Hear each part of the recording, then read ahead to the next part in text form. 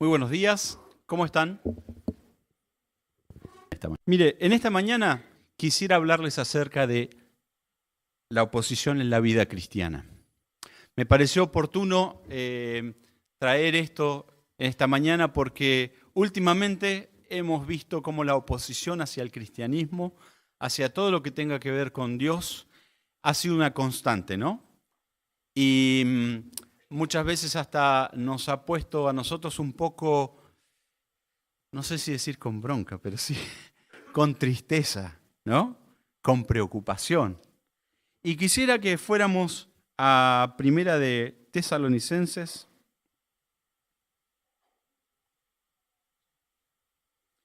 capítulo 2, versículos del 1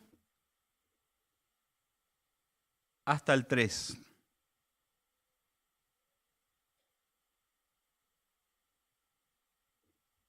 Ahí tenemos la carta a los tesalonicenses, escrita por Pablo. Dice, lo han encontrado todos, ¿no? Porque vosotros mismos sabéis, hermanos, que nuestra visita a vosotros no resultó vana, pues habiendo antes padecido y sido ultrajado en Filipos, como sabéis, tuvimos denuedo en nuestro Dios para anunciaros el Evangelio de Dios en medio de gran oposición.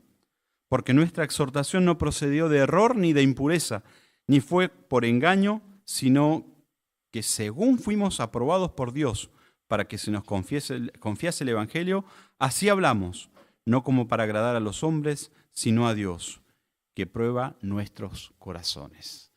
Este era el motivo de anunciar el Evangelio de Pablo, ¿no? Dice, pues habiendo padecido antes padecido y sido ultrajados en Filipos.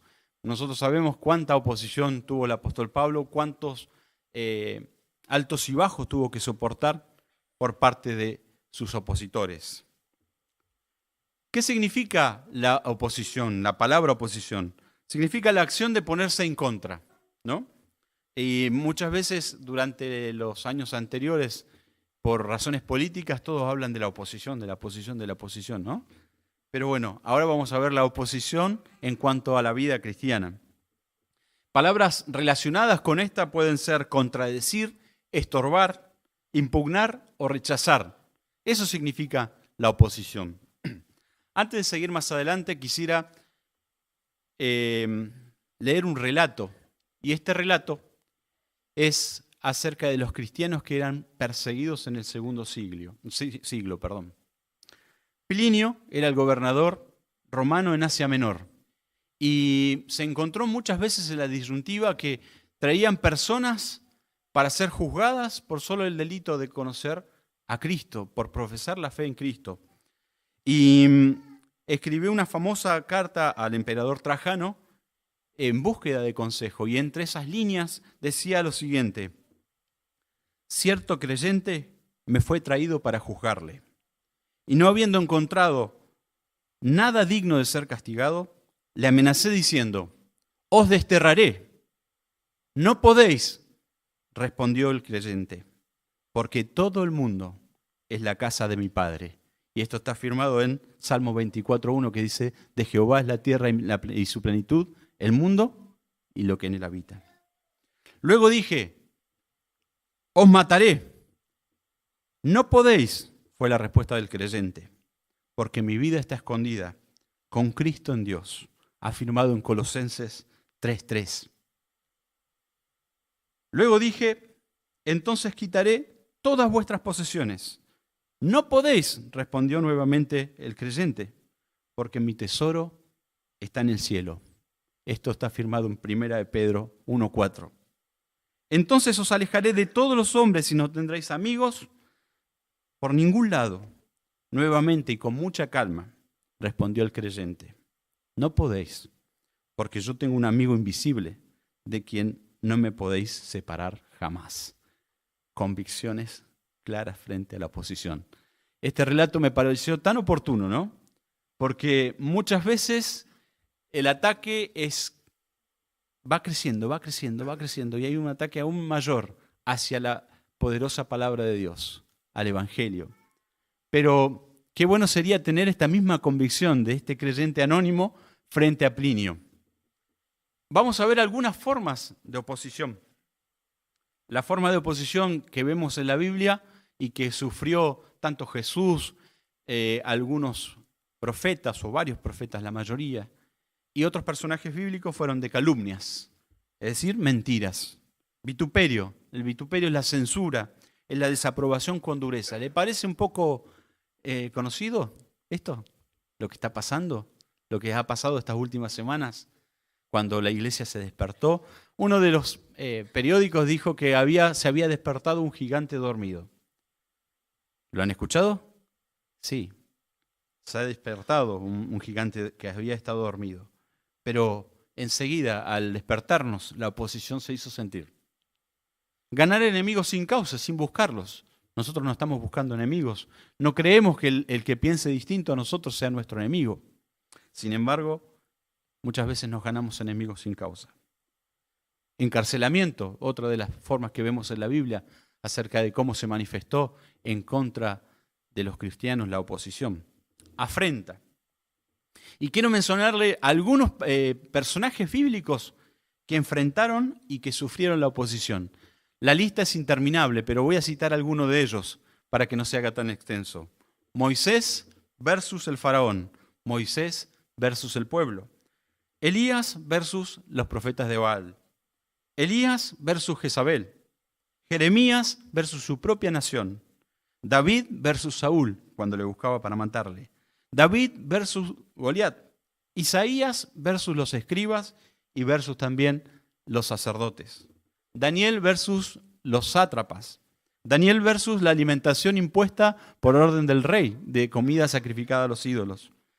Los amigos de Daniel versus al edicto dictado por el rey, que debían inclinarse frente a la estatua. Esther versus Amán, este Amán que odiaba al pueblo de Dios. Nehemías versus Sanbalat, aquel que se oponía a la construcción del muro. Jacob versus Labán, con engaños que sufrió Jacob. 1 y 2 veces tuvo que pagar 7 años más por su esposa. Jacob versus el ángel, o el ángel versus Jacob, que no lo dejaba irse hasta que no lo bendijera. Pero quiero citarle algunos personajes más bíblicos que, según la tradición cristiana, si ustedes van a las historias del cristianismo, sufrieron o murieron como mártires. Mateo, según la tradición, dice que fue traspasado con espada lejos de una ciudad de Etiopía. Marcos expiró luego de ser arrastrado por las calles de Alejandría. Lucas, colgado de un olivo en Grecia. Juan, arrojado a un caldero hirviendo, no consiguieron la muerte, luego fue desterrado en Patmos. Pedro, crucificado, cabeza abajo en Roma. Jacobo, muerto a espada en Roma. Jacobo el menor, lanzado desde el pináculo y apaleado. Bartolomé, desollado vivo. Andrés, atado a una cruz, predicó a sus captores hasta morir. Tomás, atravesado con una lanza en la India. Judas, hermano de Jacobo, clavado con flechas. Matías, apedreado y después decapitado.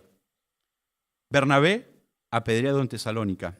Pablo, torturado, encarcelado, decapitado por Nerón. ¡Wow! ¡Qué muertes!, ¿no? ¡Qué vidas! Aguantando un montón de cosas. La oposición existe desde que el cristianismo es cristianismo. Pero quiero plantearles que la oposición es algo natural en la vida del creyente. ¿Me acompañan a buscar 2 de Timoteo 3:12? O va a aparecer también en la pantalla si es que no tienen Biblia.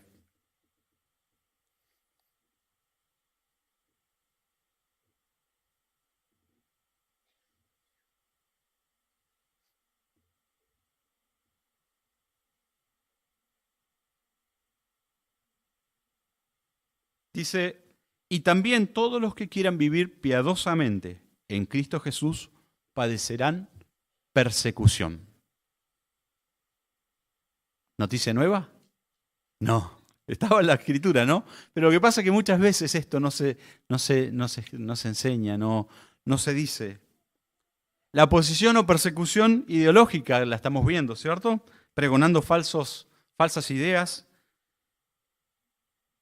a favor de la inclusión.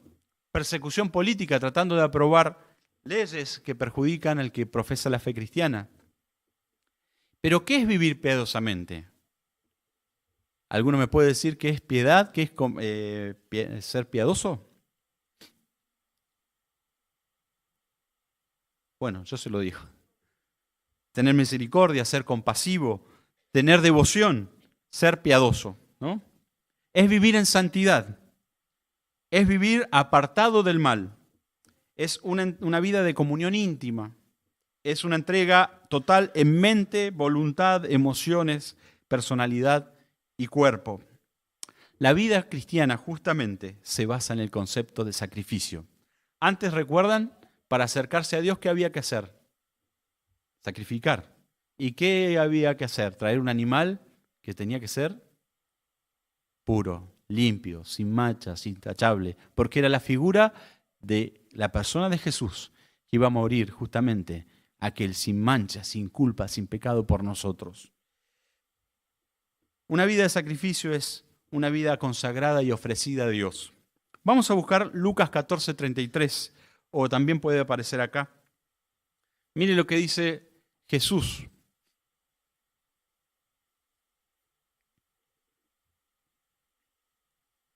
Así pues, cualquiera de vosotros que no renuncia a todo lo que posee, no puede ser mi discípulo. ¿Qué nos arrojamos nosotros de decir? Que somos los discípulos ¿de quién? De Jesús, ¿no? Y fíjense lo que dice acá, cualquiera de vosotros que no renuncia a todo. ¿Qué significa todo? A todo. Completo, ¿no? Sin ninguna reserva. No puede ser mi discípulo. Hay otro pasaje, Romanos 12:1. Así que, hermanos, os ruego por las misericordias de Dios que presentéis vuestros cuerpos en sacrificio vivo, santo, agradable a Dios, que es vuestro culto racional. ¿Vamos entendiendo entonces qué es ser piadoso? ¿Vivir una vida piadosa? Santiago 4:7 nos habla también de esto y dice de la siguiente forma: someteos pues a Dios, resistid al diablo y huirá de vosotros. Acercaos a Dios y Él se acercará a vosotros. Ahí tiene que haber un sometimiento. Una vida piadosa es una vida de sometimiento. ¿Una vida de sometimiento a qué? A la palabra de Dios, a sus preceptos, a sus mandatos. Romanos 6:12 dice que hay que evitar pecar deliberadamente. Vamos a buscarlo. O puede también aparecer ahí, si quiere anotarlo nada más en la hoja que le han dado para seguir el sermón. Romanos 6:12. No reine pues el pecado en vuestro cuerpo mortal, de modo que lo obedezcáis en sus concupiscencias. Ni tampoco presentéis vuestros miembros al pecado como instrumentos de iniquidad, sino presentaos vosotros mismos a Dios como vivos de entre los muertos, y vuestros miembros a Dios como instrumentos de justicia. Eso es vivir una vida piadosa, que todo nuestro cuerpo esté entregado a Él. Primera de Juan 2, del 15 al 16, nos insta a no amar el mundo y sus deleites, no andar en los deseos de los ojos. Vamos a buscarlo. Primera de Juan 2, del 15 al 16. No améis el mundo ni las cosas que están en el mundo. Si alguno ama al mundo, el amor del Padre no está en él. Porque todo lo que hay en el mundo, los deseos de la carne, los deseos de los ojos y la vanagloria de la vida, no proviene del Padre, sino del mundo. Y el mundo pasa y sus deseos, pero el que hace la voluntad de Dios permanece para siempre. Qué buen pasaje. Cualquiera que quiera vivir de esta manera, piadosamente, tendrá oposición. Bienvenido al club de la oposición. A los que se le oposicionan. Cuarto, ¿cuál es el objetivo de la oposición? El objetivo de la oposición es detenernos, paralizarnos. ¿Alguna vez se ha sentido paralizado ante una situación? ¿Qué pasa cuando uno se paraliza? No sabe para dónde salir corriendo, ¿no? No sabe qué hacer. Como se dice vulgarmente, nos abatatamos, ¿no? Que dejemos de mirar a Cristo. Ese es el objetivo de la oposición. Enfriarnos espiritualmente, detener el avance del Evangelio. Ese es el deseo de aquellos que se oponen a la palabra de Dios. Pero, ¿se logrará esto? ¿Podrán detener el Evangelio? ¿Tiene dudas? ¿Se podrá detener el Evangelio? No, quisiera escuchar un fuerte no. ¿Se podrá detener el Evangelio? No, es imposible que detengan el correr del Evangelio. ¿Cómo deberíamos responder frente a la oposición entonces? Mateo 5:11 nos hace la invitación a sentirnos bienaventurados. Fíjese lo que dice. Bienaventurados sois cuando por mi causa os vituperen y os persigan y digan toda clase de mal contra vosotros. Es que no estamos acostumbrados muchas veces que se diga cosas malas de nosotros, porque muchas veces en nuestro propio concepto creemos que somos buenas personas, buenos ciudadanos, buenos vecinos, buenos en todo, y muchas veces esto se ve más reflejado en los niños, ¿no? Los niños, ellos se consideran capos en todo, ¿no? Vos le preguntás a un chico, uno le pregunta a un chico y ¿qué te dice? Yo soy lo más. Y muchas veces ¿no será que los cristianos nos creemos lo más? Y como que no se nos pueden oponer. Sin embargo, acá la palabra de Dios nos llama a sentirnos bienaventurados, alegres, dichosos, cuando mientan, cuando digan cosas, cuando nos vituperen. No debemos sorprendernos. La introducción vimos que desde el segundo siglo, incluso desde el primer siglo, habían persecución a los cristianos. Y fíjense cómo han muerto aquellos de que nosotros leemos y nombramos en nuestras predicaciones, aquellos que han escrito los libros de que nosotros hemos basado las enseñanzas que desde chicos hemos aprendido. Sentirnos gozosos. Primera de Pedro 4, del 12 al 14 dice: Amados, no os sorprendáis del fuego de la prueba que os ha sobrevenido, como si alguna cosa extraña os aconteciese. No debemos sorprendernos de que el enemigo esté en contra de la extensión del Evangelio. Debemos saber, miren lo que dice el otro, si no gozaos por cuanto sois participantes de los padecimientos de Cristo, para que también en la revelación de su gloria os gocéis con gran alegría. ¿Debemos estar gozosos? Debemos alegrarnos, porque si con Jesús tuvieron tan grande saña, ¿cuánto más con nosotros? Saber que esto es temporal. Primera de Pedro 5:10 nos dice de la siguiente forma: Mas el Dios de toda gracia, que nos llamó a su gloria eterna en Jesucristo, después que hayáis padecido un poco de tiempo, Él mismo os perfeccione, afirme, fortalezca y establezca. Esto es temporal. Esto es temporal.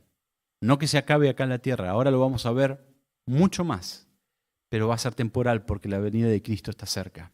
¿Cuántos lo creen así? Amén. La venida de Cristo está cerca y por eso hay tanta oposición al Evangelio. Fíjese ¿qué la prueba produce en nosotros? Que Dios nos fortalezca, que nos dé firmeza. Eso es lo que logra en nosotros la prueba. Saber que Dios lo permite, en 1 Pedro 2, 20 y 21, justamente lo dice. Pues qué gloria es si pecando sois abofeteados y lo soportáis, mas si haciendo lo bueno sufrís y lo soportáis, esto ciertamente es aprobado delante de Dios. Es aprobado, nos ve como aprobados y sin lugar a dudas Él permite que pase esto. Nosotros necesitamos alzar nuestra voz a favor de la palabra de Dios, alzar nuestra voz a favor de los que se pierden para que conozcan el Evangelio. Pero vamos a ver qué pasa con el cristianismo moderno y la oposición. Todos nosotros tenemos acceso a YouTube, ¿no? Y la mayoría de nosotros por ahí entre la semana escuchamos mensajes. Y cuando uno busca un autor o determinado tema, también arroja un montón de otros predicadores que uno ni conoce muchas veces, o escucha de las predicaciones que se dan en otros lugares. Y el cristianismo moderno no ve a la oposición como algo bueno. No es querida la oposición. No se enseña. Esto que estamos viendo hoy en la mañana muchas veces no se enseña. Se cree que se debe vivir libre de todo sufrimiento, de toda enfermedad y ser prósperos. ¿Les suena esto? ¿Cuántos libros han escrito? 5 claves para el éxito, 5 claves para ser prosperados, 5 esto, 5 esto otro, todo para nosotros, para el bien nuestro solamente. Se lo considera una retribución a un mal comportamiento tal vez, a un pecado. Y si está pasando por eso, algo habrás hecho, ¿no? Muchas veces se ha escuchado esto. Incluso Jesús le preguntaron, ¿quién pecó, él o sus padres? Cuando fue a sanar al ciego. ¿Y qué le dice? No, esta enfermedad es ¿para qué? Para manifestar la gloria de Dios. Muchas veces se considera que la oposición es eso, a estar dando malos pasos. Se exalta la comodidad, se exalta el placer. No digo que no tengamos que tener un edificio hermoso para congregarnos, no digo que no tengamos que tener un edificio con buenas luminarias, con buenas pantallas, con buenos equipos. No estoy diciendo eso, pero muchas veces es lo primordial. Es como un producto ofrecido al creyente. No se concibe una vida sacrificial, solo beneficios. Y nuestra cultura últimamente, en estas últimas décadas, ha tenido esto que ha ido perdiendo, cosa que no tenían los que antes estuvieron, que era el sacrificio. El sacrificio en la cultura del trabajo era entendido. Este lugar donde habitamos nosotros, el valle, fue torcido a la mano al desierto por personas que sacrificialmente vinieron y le torcieron la mano al desierto. Y hay viñedos, hay plantas, hay de todo, cosas que no habían antes. Pero esto también se ha metido en nuestras congregaciones. Solo beneficios, solo bendición. No se concibe una vida sacrificial. Y esto es cultural, lo estamos viendo. ¿O no lo ve usted cuando ve los reclamos? Muchos reclamos. Hay muchos que son reales, pero hay otros que vienen en base al buscar solamente los beneficios y no una vida sacrificial. Y los cristianos muchas veces, el cristianismo moderno se está volviendo así, un cristianismo de beneficios, de obtener cosas, de solamente que se me dé, que se me dé, que se me dé. Y solo se predica la prosperidad. Es increíble la cantidad de predicaciones que hay para hacerlo prácticamente millonario a uno, ¿no? Pactar con Dios, hacer cosas para que nos vaya bien y un montón de cosas que no buscan otra que empobrecer a la gente en su afán de querer tener algo más. Ese es el cristianismo moderno. No concibe la oposición como parte de la vida cristiana. Y vimos anteriormente que la oposición es parte natural de la vida del cristiano. Y un consejo, aléjese de esas predicaciones. Aléjese de esos libros. Aléjese de las personas que solamente quieren el bien para usted en cuanto a lo humano. Aléjese de ese tipo de evangelio. Es totalmente ajeno a lo que la palabra de Dios nos enseña. ¿Cómo vivió Pablo la oposición? Porque cuando arrancamos la predicación hablamos de Pablo, ¿no? En Tesalonicenses. Sabía que habría de padecer.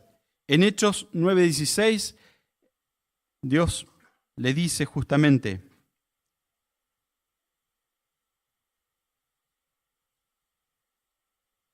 a Ananías, para que fuera a hablarle a Pablo. Dice, porque yo le mostraré cuánto le es necesario padecer por mi nombre. Estaba avisado, ¿no? Pablo estaba avisado de que todo se le pondría en su contra. Otra de las cosas que hacía Pablo era que compartía su padecimiento con los hermanos. Segunda de Corintios, si quiere anotar ahí para buscarlo después, 1:8, dice: porque hermanos, no queremos que ignoréis acerca de nuestra tribulación que nos sobrevino en Asia, pues fuimos abrumados sobremanera más allá de nuestras fuerzas, de tal modo que aún perdimos la esperanza de conservar la vida. No la pasaba bien y era una persona que compartía su sufrimiento para la oración. La vez pasada nosotros oramos por una serie de acontecimientos que le ha sobrevenido a los misioneros. ¿Recuerdan? Hace 2 semanas atrás.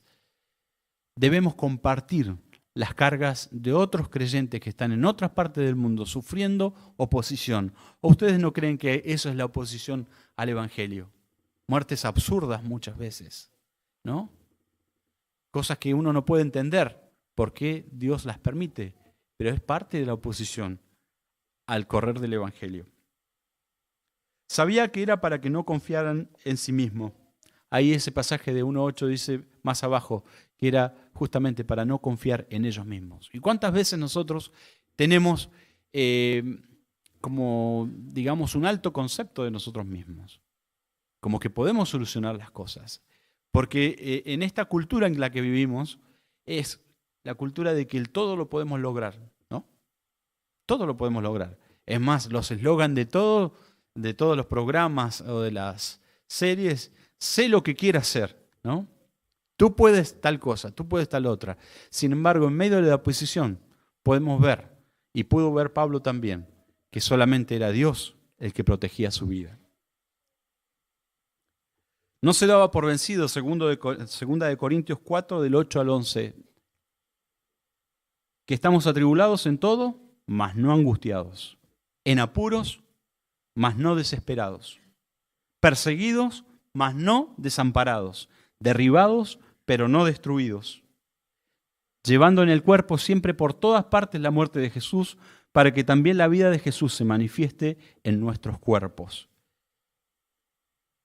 Porque nosotros que vivimos siempre estamos entregados a muerte por causa de Jesús, para que también la vida de Jesús se manifieste en nuestra carne mortal. ¿Se dan cuenta? ¿La tenía clara? La tenía muy clara. Por eso nosotros mismos no tenemos que sentirnos ni atribulados ni afligidos cuando vemos tanta cosa que se dice o se miente acerca de los cristianos. Hace muy poco el colegio Amen sufrió un embate, ¿no? Y desde ahí no ha parado el embate contra ellos. Cuando nosotros nos pongamos en la brecha para decir la verdad de que nos dice la Escritura, la oposición vendrá de hecho. Cuando nosotros nos propongamos a vivir una vida santa, una vida apartada, una vida de sacrificio para el Señor, la oposición va a estar presente. Se conducía con cautela también Pablo, ¿no? También usó estrategias, lo bajaron por un muro, ¿no? Para que no fuera golpeado. Y defendía su ministerio también de la oposición interna, porque los judíos también cuestionaban su ministerio. ¿Cuáles fueron las consecuencias de la oposición en la vida de Pablo, este Pablo que acabamos de decir? Fue rechazado por el judaísmo. Filipenses 3, del 4 al 8, nos menciona: aunque yo tengo también de qué confiar en la carne, si alguno piensa que tiene de confiar en la carne, yo más. Circuncidado del 8º día, del linaje de Israel, de la tribu de Benjamín, hebreo de hebreos, en cuanto a la ley, fariseo. En cuanto al celo, perseguidor de la iglesia. En cuanto a la justicia, que es en la ley, irreprensible. Pero cuántas cosas eran para mí ganancia, las he estimado como pérdida, por amor de Cristo. Y ciertamente aún estimo todas las cosas como pérdida por la excelencia del conocimiento de Cristo. Jesús, mi Señor, por amor del cual lo he perdido todo y lo tengo por basura para ganar a Cristo. Qué hermosas palabras. Él no le importó perder las credenciales. ¿Tenía chapa? ¿Podía sacar chapa Pablo? Podía sacar chapa. Era judío, era instruido, también era romano, tenía ciudadanía romana. Pero él estimó todo eso como basura y perdió sus credenciales, lo perdió todo por Cristo. Vivir la oposición es el precio a pagar para que el Evangelio avance. Colosenses 1:24 dice: ahora me gozo en lo que padezco por vosotros y cumplo en mi carne en lo que falta de las aflicciones de Cristo por su cuerpo, que es la iglesia. Él tenía claro que la oposición es el precio a pagar para que el Evangelio vaya en avance. Y fíjense también que las oportunidades de dar testimonio siempre van acompañadas de adversidad. Primera de Corintios 16, del 8 al 9, dice lo siguiente: pero estaré en Efeso hasta Pentecostés, porque se me ha abierto puerta grande y eficaz, y muchos son los adversarios. ¿La puerta cómo era? Grande. ¿Pero cómo era la oposición? Mucha. Las oportunidades de dar testimonio siempre van a estar acompañadas de adversidad. El principal opositor, ¿quién será? A ver. Satanás, el verdadero enemigo del Evangelio. Segunda de Corintios 4:4 dice lo siguiente: en los cuales el Dios de este siglo cegó el entendimiento de los incrédulos, para que no le resplandezca la luz del Evangelio de la gloria de Cristo, el cual es la imagen de Dios. ¿Quién le cegó el entendimiento? Satanás, el Dios de este siglo. La oposición es una verdadera lucha espiritual. Muchas veces nosotros creemos que el otro, el que no piensa igual, es la oposición. Sin embargo, esto es más que una persona. Fíjense lo que dice Efesios 6:12. Es un mega archi conocido. Porque no tenemos lucha ¿contra qué? Contra sangre y carne, sino contra principados, contra potestades, contra los gobernadores de las tinieblas de este siglo. ¿Quiénes gobiernan este siglo? Las tinieblas. Contra huestes espirituales de maldad en las regiones celestes. Es contra ellos quien tenemos lucha. Ese es el verdadero opositor del Evangelio. Los falsos profetas llenos de engaño. Había una persona que se oponía a que un rey pudiera conocer el Evangelio. Vamos a buscar en Hechos 13, del 6 al 11, fíjese lo que dice. Y habiendo atravesado toda la isla hasta Pafos, hallaron a cierto mago, falso profeta judío llamado Bar Jesús, que estaba con el procónsul Sergio Paulo, varón prudente. Este, llamando a Bernabé y a Saulo, deseaba oír la palabra de Dios. Pero les resistía Elimás, el mago, pues así se traduce su nombre, procurando apartar de la fe al procónsul. Entonces Saulo, que también es Pablo, lleno del Espíritu Santo, fijando en él sus ojos, dijo: oh, lleno de todo engaño y de toda maldad, hijo del diablo, enemigo de toda justicia, ¿no cesarás de trastornar los caminos rectos del Señor? Hay personas que no quieren que las personas lleguen a la clara luz del Evangelio. ¿Por qué? Enseñan cualquier cosa, menos el Evangelio del arrepentimiento, menos hablar del pecado, menos hablar de una vida de sacrificio. Engaños, turban los consejos del Señor, turban la palabra del Señor, no quieren que las personas lleguen al conocimiento. Y lamentablemente muchas de ellas tienen congregaciones. Buscaban y buscarán, al igual que con Pablo y los discípulos de Jesús, ponernos en contra de la autoridad. Este era un ejercicio que tenían muy claro los judíos ortodoxos del momento, ¿no? Aquellos que estaban en contra del Evangelio. Esto sucedió en Iconio, en Listra. Iban y armaban una turba y también decían que eran sediciosos, que estaban en contra del poder de turno. Y muchas veces van a decir que nosotros nos oponemos al país, al progreso, como escuchamos en la Cámara de Senadores, que nos oponíamos a la salud, que nos oponíamos a que personas fueran tratadas dignamente. Todas mentiras, todas cosas que no son verdad, son calumnias. La indiferencia también puede ser oposición. ¿Te has encontrado alguna vez con una persona indiferente? Con una persona que parece que ni frío ni calor, ¿no? Le contás algo gracioso y él se mantiene así. Le contás algo triste y la persona tiene la misma cara. ¿Te ha pasado alguna vez? Que no lo mueve nada, nada de nada. Lo que le comentes, bueno o malo, es ni fu ni fa. Bien, ¿saben que esto también le pasó a Pablo? En Hechos 17, del 16 al 34, menciona que lo consideraban palabrería el Evangelio. ¿Cuántas veces nos habrán dicho nosotros también que esto es falso, que esto es palabrería, que esto es cosa de necios, que esto es cosa de gente que no es instruida? Cosas que que solamente agarran a aquellos que no tienen una fortaleza en la vida, te dicen otros. Muchas veces la indiferencia puede ser la oposición. Pero la indiferencia también puede provocar flaqueza, temor y temblor. Por eso, cuando hubo tanta oposición, Dios mismo en sueño le dice a Pablo lo siguiente en Hechos 18, del 5 al 10. Hechos 18, del 5 al 10. Sobre ti la mano para hacerte mal, porque yo tengo mucho pueblo en esta ciudad. La oposición puede generarnos flaqueza, temor. Sin embargo, fue Dios mismo el que le decía a Pablo que no tema, que ninguno podrá hacerte nada, no podrá ponerte la mano. Y cuando nosotros compartimos el Evangelio, ¿qué? ¿No podemos hacer propias estas palabras? Nadie podrá poner nuestra mano sobre nosotros. Y aunque las pusieran, Dios puede librarnos. Queridos hermanos, quisiera concluir en esta mañana diciéndoles que vivimos en un mundo dominado por Satanás y que la oposición continuará. Esto no comienza acá.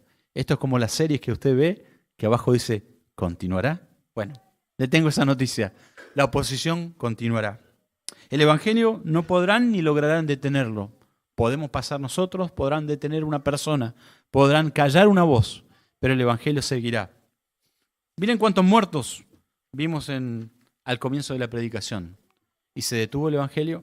No. El Evangelio va corriendo. Debemos estar seguros en quién hemos creído. Segunda de Timoteo 1:12 dice lo siguiente.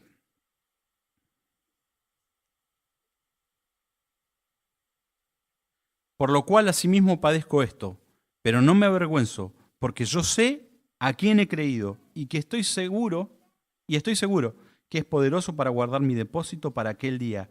Retén la forma de las sanas palabras que de mí oíste en la fe y amor que es en Cristo Jesús. ¿Tenés esta seguridad que tu vida está escondida en Él? ¿Sabés en quién has creído? ¿Estás seguro en quién creíste? ¿Quién domina tu vida? ¿A quién le crees? ¿A todo el barullo, a todo el bullicio de la oposición o le crees a la palabra de Dios? ¿A quién le cree mi vida?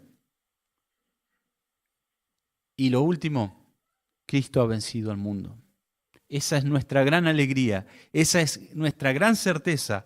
Lo podemos ver en Juan 16:33.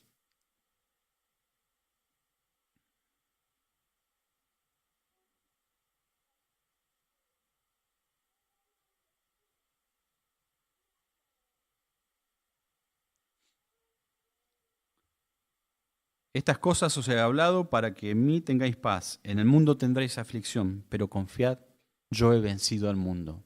Él ha vencido por nosotros. Amén. Él ha vencido por nosotros. No tenemos nosotros que pelear. Pelea Él por nosotros. Nosotros lo que tenemos que hacer es hablar el Evangelio, pese a la oposición que nos venga, pese a las mentiras que escuchemos acerca de lo que hacemos en nuestras reuniones, pese a las mentiras que escuchemos acerca de que cómo pensamos nosotros retrógradamente. Sin embargo, nuestra mente se renueva en el conocimiento de Cristo, o se debe renovar en el conocimiento de Cristo. Te invito a un llamado en esta mañana. ¿Cuántos de nosotros estamos decididos a sufrir por Cristo? ¿Cuántos estamos decididos a sufrir por Cristo? Levante su mano. ¿Cuántos estamos decididos a hacerlo? Ojo, está levantando su mano.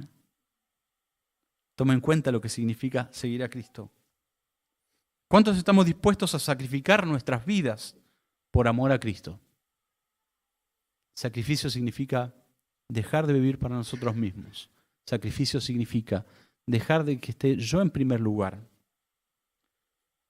¿Cuántos estamos dispuestos para vivir para servirle y no vivir para nosotros? ¿Cuántos estamos dispuestos a esto? Yo levanto mi mano. Esto es un compromiso que no me lo está haciendo a mí.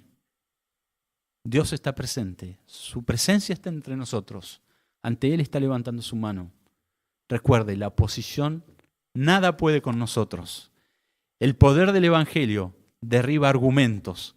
El poder de la palabra de Dios derriba todo lo que se levante contra el conocimiento del Evangelio. Nosotros debemos hablar, nosotros no debemos flaquear, nosotros tenemos que entender que la vida cristiana es natural, la oposición. Yo te invito a orar donde estás, que inclines tu rostro. Padre, gracias por tu palabra, gracias porque ella nos alienta. Gracias porque la vida de los antecesores nuestros, de aquellos que creyeron primero a la luz del Evangelio, es de inspiración para nuestras vidas. Gracias, Señor, porque no tenemos de qué temer. Señor, en esta mañana te pido por cada una de las vidas que han levantado sus manos. Padre, para que el momento de tener que sufrir por vos no claudiquemos. Para que en el momento de tener que sacrificar nuestras vidas por amor al Evangelio, por amor de Cristo, tampoco, Señor, tengamos ninguna duda de hacerlo.